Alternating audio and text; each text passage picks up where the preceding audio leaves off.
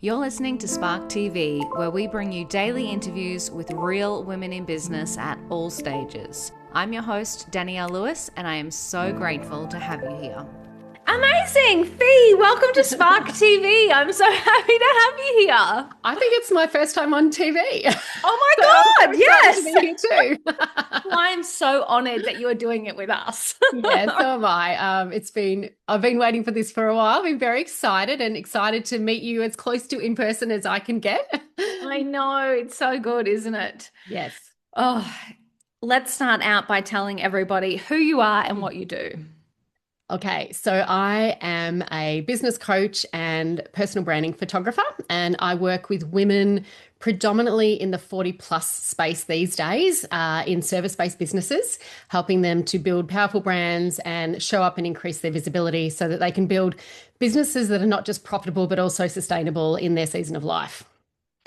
I love this so much. And now I've got so many questions to ask you, but something just, like sparked a little something in my brain because I turned 40 last year. Oh, wow. What's with the move to servicing us more mature ladies?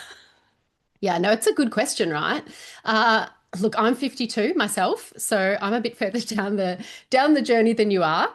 But I do believe that there's two things. One is that, look, I felt this more as I've turned 50 than when I turned 40, but your energy does shift. And I consider myself a very energetic, fit person for my age.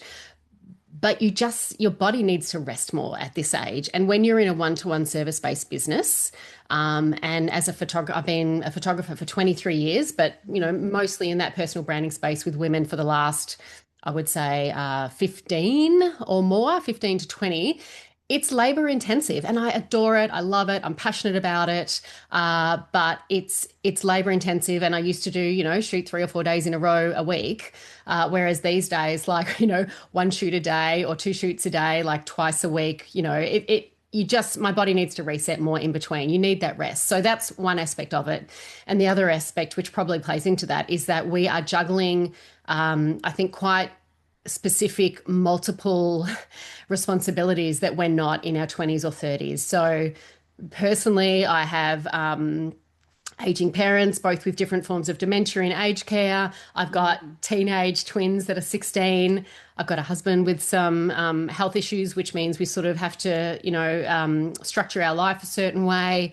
And then, of course, there's your own health, which we just talked about a little bit before we started recording, managing your own lifestyle, your friends, making sure that you feed your own or fill your own cup, so to speak. So I think, women at our age, we're juggling all that and we're getting older. And often for my clients, they're still not backing themselves as much in business. And at this age, we should be actually thinking long term, okay, well, in your 40s and 50s, we should be at the stage where we're really able to enjoy our businesses and we're not still stressing about, showing up on social media, bringing in enough clients. Am I charging enough? But, a lot of us are still struggling with those challenges. So I feel like, I can very much relate to the women I work with and they have specific challenges, specific mindsets, specific messaging going on in their heads.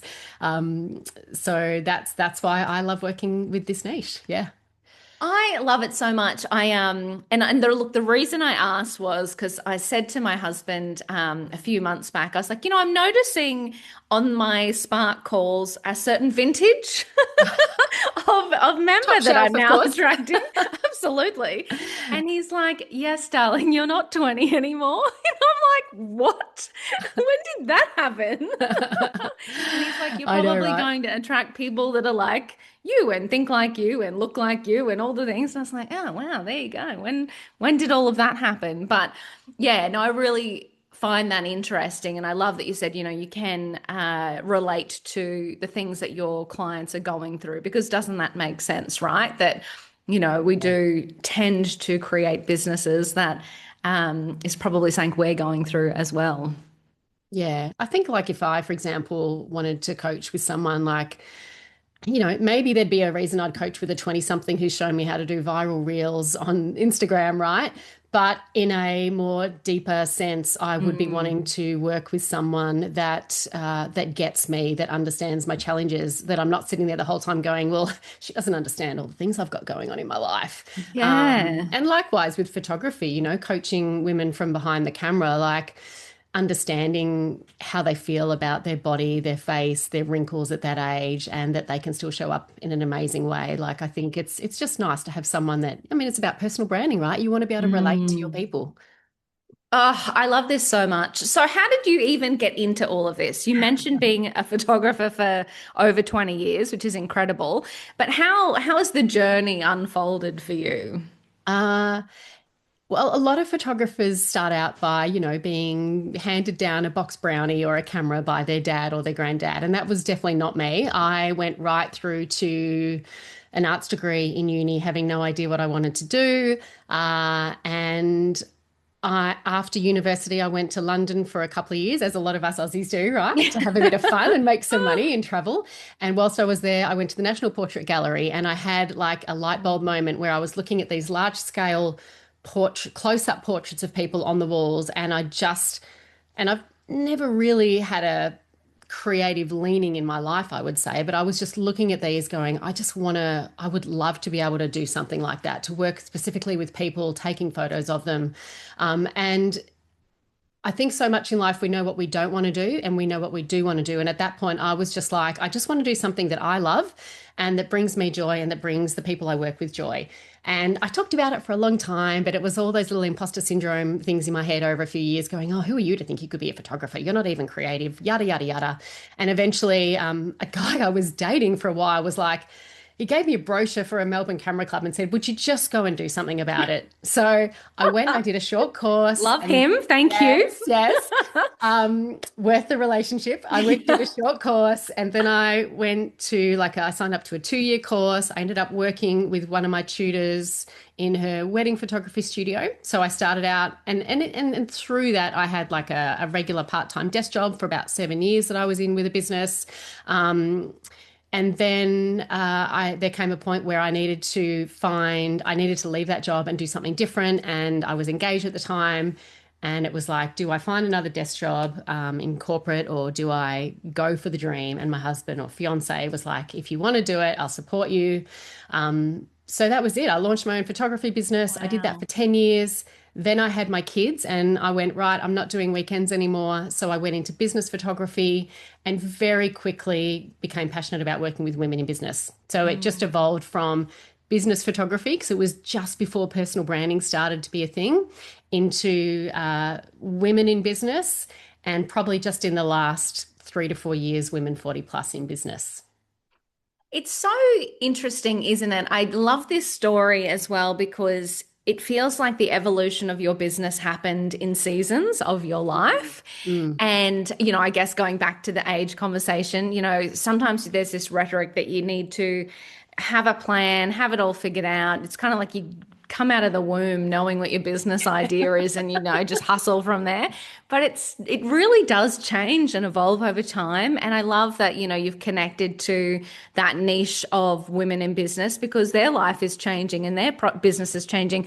And when you think about personal brand, it's so difficult when you're going through this time of change and all of these things around you to actually know, well, what the hell is my personal brand anyway Yeah. anymore? Yeah, yeah, because that evolves just like we do. Absolutely. Mm. It's not a set and forget.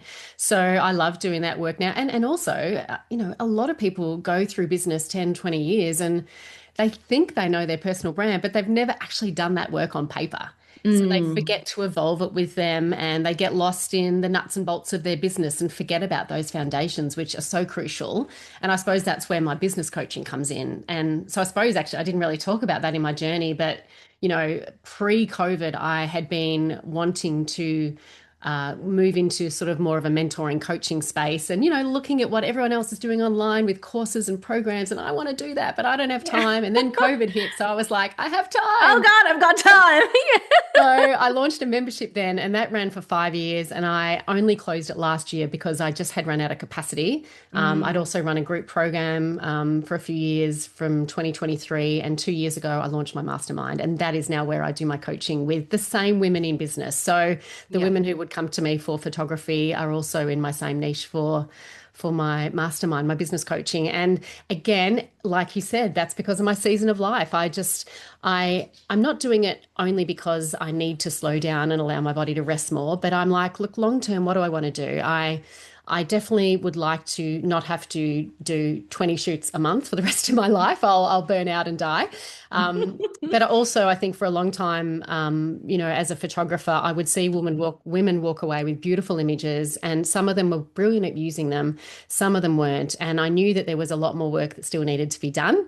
And Mm. as a personal branding photographer, I was really passionate about the personal branding side of things. So that was what led me down that coaching path of I just want to work with women around visibility in a much deeper way because as you would know it goes much deeper than just having some nice photos taken. Oh my God, totally. It does. And I love that you mentioned that some people walk away and absolutely use them, and others go, oh my God, I can't, like, look at that wrinkle on my face, or look at that, or look at that, and Yeah. then just totally implode. If you're speaking to, someone listening today and they're kind of in that moment of, I don't know who I am anymore, and I Yeah. do need to reinvigorate my personal brand, what should we be starting to think about if we kind of need to, I guess, evolve our own personal brands? Mm. Well, the best place to start is with those really foundational elements of returning to your why behind your business. So why are you doing what you're doing? What is it that drives you to get up every day? What do you love about it? How does it fill your cup or maybe not fill your cup anymore? And then, because my program I ran for a few years was on personal branding, and those first lessons or modules we would work through was your why and things like your values, like what are your values and how do you want them to show up in your life and in your business. But then probably more specifically around, well, who do you want to work with? If you had an ideal client in your mind, who do you want to work with? What do you want them to sound like, be like, look like? What do you want to be helping them? What's that transformation you want to be helping them with? And I think in going through all those foundational pieces, you're figuring out really, it's about finding out what makes you happy, right? And then Mm, along with that, I suppose, comes that positioning piece, which, we're talking about it at a very strategic level, but at the end of the day, it's reflecting who we are inside. Like, how do I want to show up in the world? How do mm. I want people to see me? And therefore, make sure I'm attracting the people that are going to fill my cup and I'm going to be able to help them create an impact in my own way, in their world. And I love that you explained it like that because I think oftentimes when people think personal brand, they kind of think influencer, social media. I've got to show up and show you what I'm eating for breakfast, lunch, and dinner and disclose every moment of my life. But realistically, I love the phrase you used was, how do you want to show up in the world and who do you want to attract? And I think you can, yes, while this does need to be very human and make us Yeah. happy, it can be quite strategic. And no, we don't have to show everyone our breakfast or our the fights that we're having with our husband or children or anything, Yes. It is Yeah. more about that, what do I do in this world? Who do I serve and how do I connect with them more deeply? Yeah. I mean, at the end of the day, it's about shaping people's perspectives of you, isn't it? So, Mm, and there's a famous quote somewhere around if you don't create your personal brand, other people will do it for you. So, yeah, I love that. yeah, I think we have to know what makes us tick and how we want to move through life and the legacy we want to leave behind. And Mm. yeah, and that really formulates how we want to show up in the world right now and what makes us happy. Yeah. Yeah, and I think defining that just makes things so much easier. If you do know who you are and what you're about and how you want to show up, it helps makes the decisions. So, okay, well, what social content am I putting out, or what email am I writing, or what does my website look like, or what do my personal branding photos look like? If I Yeah. know all of these foundational answers, it makes all of those decisions so much clearer and easier. Yeah, and from a business perspective, like it does attract our tribe, right? And even with Mm. you, Danielle, like with your membership, that's what drew me to you. Like you get a sense of your energy through your photos, which was the only way I could come to know you when I found you online. And the Have a Wine with Danny podcast, I'm like, she's my kind of woman, right? So, Which there's also I have to share with you is hilarious because I have had lately a person say, and all of your photos are drinking wine, and that's just ridiculous. Can you just like get a little bit more real? And I was like, well, if you know me, you know that that's about as real as it gets. yeah, yeah, And I yeah. was like, but so interesting. She is not my people, Yeah. and I Yeah. have, yeah, the right people come into your world. And yeah, what you do put out does attract different types of people. They do, right? And if you tried to hide that because you're like, oh, I don't want to turn away the people that don't want me to drink or don't like people who drink, then Yeah. yeah, that wouldn't be right. And I know a marketing coach who says you want people to have a hard yes or a hard no as soon as they Yeah. meet you or Yeah. see you or find your website. And it's such great advice because, Yeah. yeah, talking about personal brands, like, and this is really pertinent to today's market, the more authentic we can be, the quicker the cut through, right? Particularly with all this AI stuff going on, and it's becoming so much harder to connect with people and to build that trust. So the best way to build trust is through showing up as your true self, through talking as your true self. And if you want to drink a wine every time you jump on a podcast, although today might be Maybe a I little bit do. early, but that's, you want your people because they're the ones that are going to Yeah. make you happy as well. So yeah, yeah. Yeah, it's so true. I love that. And so then my guess is for the people listening who are like, okay, this sounds great, but I need a little help. This is where your mastermind would come in. Yes. So I work with basically, as I said, women 40 plus in service-based business. I get different, they come in for different reasons. At the end of the day, it's about generating more revenue and building that business in one or another. But for one woman, it might be about she's always done one-to-one or in-person work and she wants to find a scalable online group offer. So she's Mm. got a bit of an idea but doesn't know where to start or how to make it happen. It might be, I have some women who have come out of corporate with a great idea, but they don't know anything about running a business. So we help them get up and running in 6 months or longer. And then I have women who are quite established, but they just know they're maybe their business needs a bit of a zhuzh, or Yeah. they're still not showing up the way they need to, and the market moves so quickly that they feel like they've been a little bit left behind. And I have Mm. so many fee. I just know I need to be more visible, or I need to be visible. I can't avoid this any longer. So I get a lot of those types of women because we all Yes. prefer to be behind the camera. Yeah, so a variety, but at the end of the day, I'm pretty much with everyone I work with. Like some of the women will come in with an idea of their personal brand, but that always plays into it. Like, yeah, so who is your ideal client? What are the offers that are going to serve them? Who are your ideal client, and therefore, how do you want to show up and make sure you're attracting them and still being your authentic self? So, yeah, I mean, it plays into everything we do in our business, doesn't it? Really? Oh, totally. But I just think, your point about visibility as well. I just see the brands that are leveraging themselves as the Mm, founder or the owner just do so much better. And I think you probably hit the nail on the head with how much AI content is out and about, whether it be an actual robot AI content or someone's yeah, written using AI yeah. and not personalized it. I just think, more than ever, we do want to connect with that human being behind the business and make our purchase decisions through that. So the more women can show up Yeah. and make themselves visible, the better. Absolutely. And when it comes to visibility, like, things like even being on a podcast where people are getting that depth of your voice and your perspective, Mm, I've converted to working with people, like signed up to coaches because I've just binged their podcasts and gone, oh my God, I love their vibe and they know what they're yeah. talking about. They can help me showing up on video, obviously, because, I'm sure that those fake AI videos are going to come. But for now, like that's a really authentic way to show up because you can't really fake authentic video, I think, still. Yeah. In-person events and networking is great. Yeah, and when it comes to sort of that written content online, like my biggest advice to everyone is, like you just said, you just have to personalize it. If someone else can write it, you should go back and write it again. And I'm all Yeah. for using AI, and I use it in my Mm, business. It would be stupid not to, right? It's such a big win for totally. small business. But if yeah, it needs, that's the only way we're going to stand out at the moment. Yep. Yeah, and I'm finding something that I'm leaning into on the written side of things this year with AI because I the same totally use AI.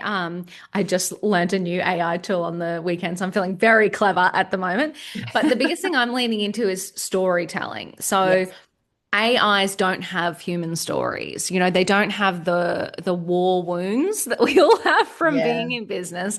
So I find infusing the content with those stories that nobody else has been a real game changer for me. And that again leans into the personal brand piece. Absolutely. It could just be about your journey, like you asked me at the start of the podcast.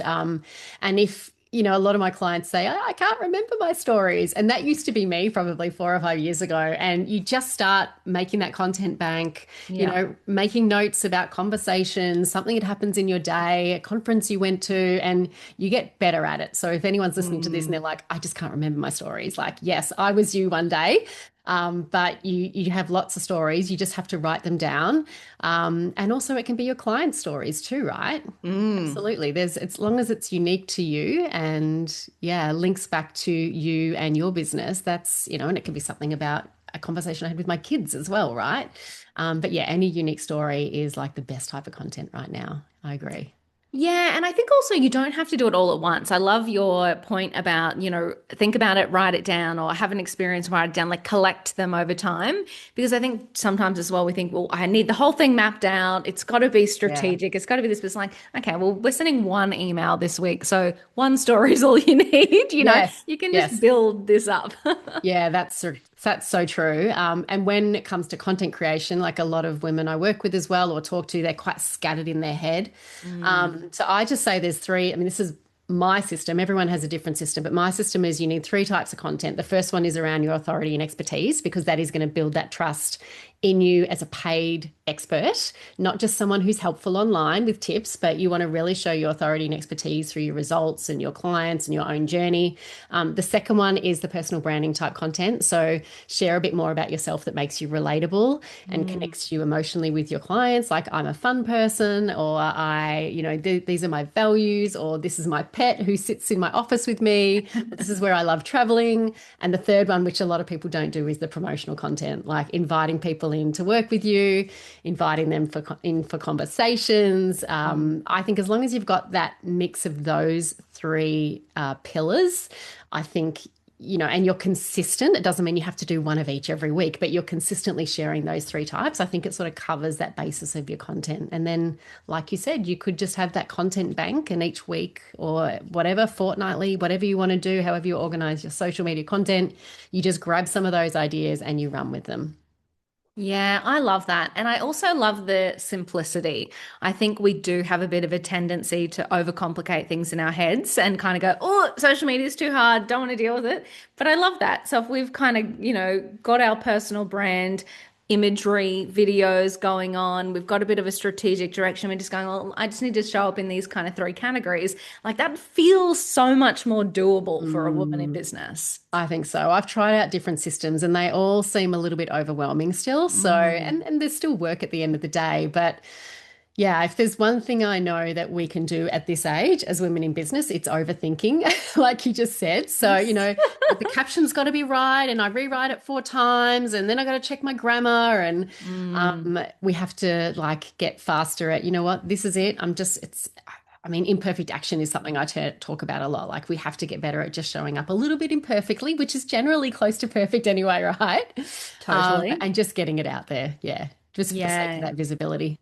It's so funny. I always find the posts I overthink don't even perform well. Yes. And the ones that I'm like, I don't even have time and there's a spelling mistake in them are the ones that people actually resonate with. So true. So true. I love that. So funny. So good. So switch gears with me for a second. Obviously we've talked a lot about what you do in business. Talk to me about being in business. So the Mm. idea of going from, employee to business owner, and I know that's evolved over time. What was that journey like for you? And you even mentioned some of your clients come to you and they're kind of like they've got a bit of an idea but don't know about the business side. Like I'm always fascinated with people how they actually go about learning business. What was that journey like for you? Long and hard. Still going? Mine's still going 15 Oh, years the later. journey's always going. Actually, I love the journey. Like I have to say, Mm, I love the business side of my business as much as I do the work I do with my clients. And mm, I'm very grateful for that because I think a lot of women don't love the business side of things. mm. Um, so, hmm. I mean, I struggled with imposter syndrome a lot for years. So, and all those challenges that we have. So I still loved my work, but it probably took me a long time to just what can I say? I got to Take about the leap. 2018 and I'd built a really successful photography business. But ironically, I hadn't really done much around my own personal branding and visibility. So I had just Mm, kind of hit that almost burnout point where I was like, I love this work so much, but I can't keep going like this. So I think I I was in that mentality of if I just do great work, I'm going to be really successful. And which I had built a successful business, but I was just working very hard. And I think that's a trap you can mm. fall into. And whilst I'm someone who will definitely outsource and bring support into my business, I think I waited too long for that. And that Yeah. is something that's reflected in the women I work with and other women I meet that they tend to wait way too long to get that support. They're trying to do everything themselves and it just hurts you in the long run, right? It keeps you stuck. And I think for me as well, reflecting way back in those early years, I think when, I mean, I had twins, I had two twins, and a husband who worked full time and who was very supportive.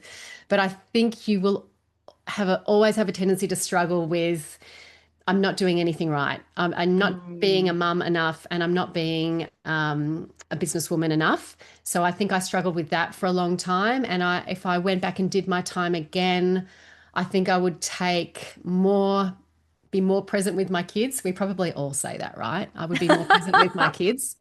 But I feel like some of those years I really slept walked through the weeks because I was trying to be there for my kids as much as possible, but then working very late at night. And I don't know if there's an easy solution around that, but I wish I would try and do that differently if I went back. So that took a long time to work through. And then I feel like I'm smarter these days with my business, but that's the journey, right? Totally. And it's so funny. There's for all the courses, videos, social posts, there really isn't a roadmap when it comes to building your business. And I mean, I know that that's kind of the challenge that we're tackling at Spark is really about, okay, you've got your offer, great. Let's talk about running a business. Mm, But I just feel like the same. For the last 15 years, I've really been making it up as I go along. And I just couldn't agree more with your point around getting help.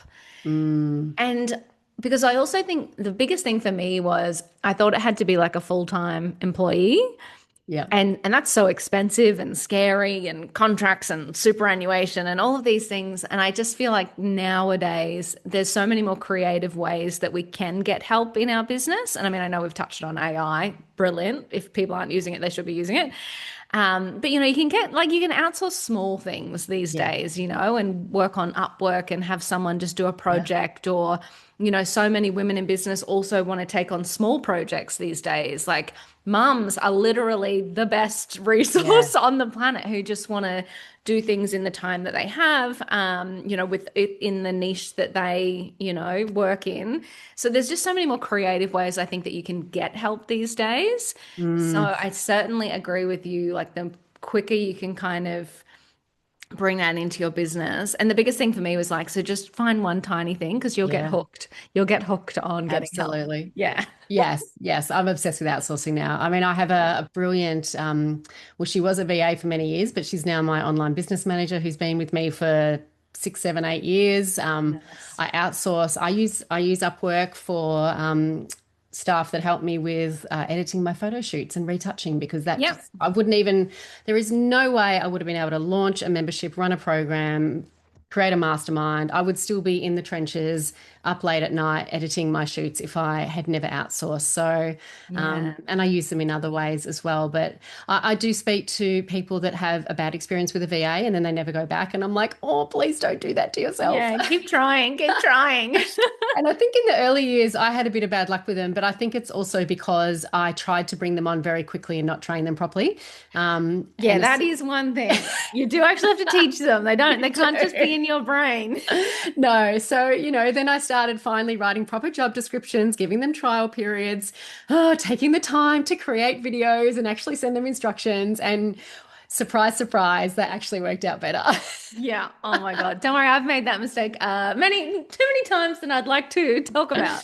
Yeah. Yeah. So Mm. I think I just don't think we can hold it all ourselves. You might have a business which doesn't require a lot of behind the scenes work, but yeah, we fall into that trap of saying it'll just be quicker if I do it myself. And that's such a bad thing to fall into. Yeah. So Yeah. that's I been, was listening to a podcast this morning. So funny you say that. Listening to a podcast about AI, and it was interesting. She was saying, some people have their whole identity around the tasks that they do. So that, Mm, there's no one better than me that can edit this blog article, or no one better than me that can do this social post. And it's like, there might actually be somebody that could do yeah. it just, or even like 80% as good Yeah. as you, in which Yeah. case it's perfect Yeah. to free you up to do the things that only you can do or innovate or grow. So yeah, I just think there's just so many levels where bringing in help can help. And also it can be in like personal slash family Yeah. life that you can bring in the help to free up your time to work as well. I know oftentimes people feel, and this is a woman thing as well, but sometimes we feel guilty if it's not us cleaning the house or it's not us preparing the meal or whatever. But it's like, actually, there's so many different ways that we can accept help into our lives. Oh my God. I have no problem with not cleaning. We Same. we if anything, my husband prefers cleaning over me, and he's in hospitality, so he does all our cooking. So I'm like, I got a dream husband. Can No can one is he taking him visit away over from here, me. please? We do share it around a bit, but he basically does the majority of it. But I mean, we were spending half of our weekend cleaning every week, probably Mm. about five or more. Actually, no, it'd be more than that because before we moved pre-COVID, and I just said to him, I said, let's just get a cleaner once a fortnight and we get a whole like day together on the weekends. We're not working this hard to not spend time together. So, Yeah. we just get a cleaner in to this day, like once a fortnight. We might do a bit of tidying and stuff in between, but I just think times have changed. And if both parents are working, like, why should we be doing that, right? I understand, obviously, not Totally. everyone is in a place where they can. So I'm grateful that we're in a place where we can do that. But I think sometimes, again, like you said, we fall into the trap of thinking it has to be us. Mm. Yeah, yeah. And it doesn't. It absolutely doesn't.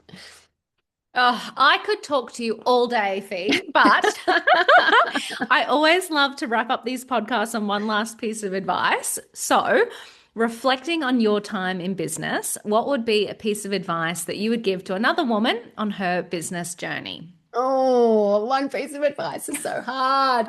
I suppose reflecting on where I'm at in my business now, I would say way up. I think because I'm all about women making profitable and sustainable businesses, I think I would say have a think about the lifestyle you want alongside your business because it's one thing to build a successful business, but often it's at the what's the word I'm trying to think of? Expense of Yes. our own life. 50 plus brain fog right there.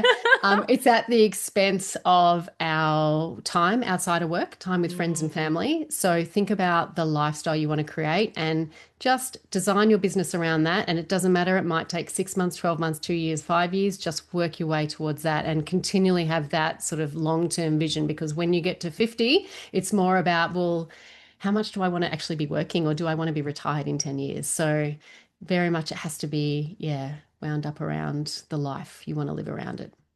I love it so much. You are speaking my language, Fee. Thank you so much for sharing your time and your journey and your wisdom with the Spark community. That was awesome. Thank you for having me. It's been such a fun conversation.